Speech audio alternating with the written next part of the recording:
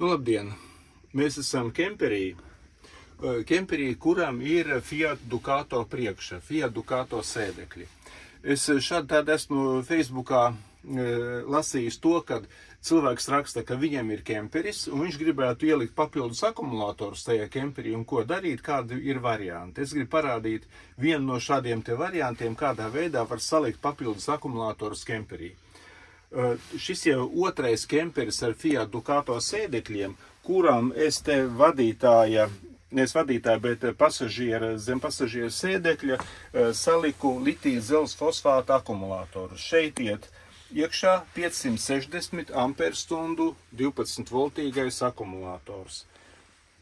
Manam, piemēram, kemperim šeit sākumā atradās viens svina akumulators 95 amperstundas, tad otrs, beigās es viņus izņēmu ārā un ieliku litija dzelzs fosfātu. Un šim te kemperim tieši tāpatās.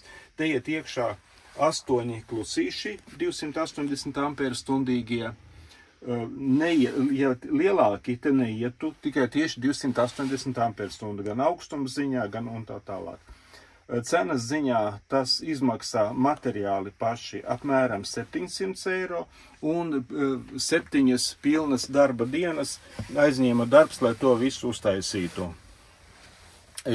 Manuprāt, ir pats labākais no BMS-iem JK jeb JK BMS 500 ampērīgs. Te priekšā es noliku monitoru, kurā var redzēt gan spriegumu, kāds ir spriegums, kāds strāva iet iekšā, kāds strāva iet ārā no akumulātora, temperatūru viņš mēra, lielu drošinātāju šeit 300 ampērīgi ieliku slēdzi, ar ko visu šo te akumulātoru atslēgt. Svara ziņā šie te 8 klusīši būs kādi 45 kg apmēram. Tas apmēram tikpat daudz ir 2 svina akumulātori, bet ietilpības ziņā tas ir stipri vairāk. Un šajā te kemperī, tajā zem vadītāja sēdekļa bija 180 amperstundu svina akumulators, to ņemsim ārā, viņa vietā liksim invertoru un akumulātoru lādētāju no 220 voltiem. Un šeit ir DC pārveidotājs akumulātoru lādētājs, kas no kempera motora ceļ augšā nedaudz spriegumu. To mēs atstāsim, tāpēc, ka viņam ir iespēja pārslēgt uz litija dzelzs fosfāta lādēšanu.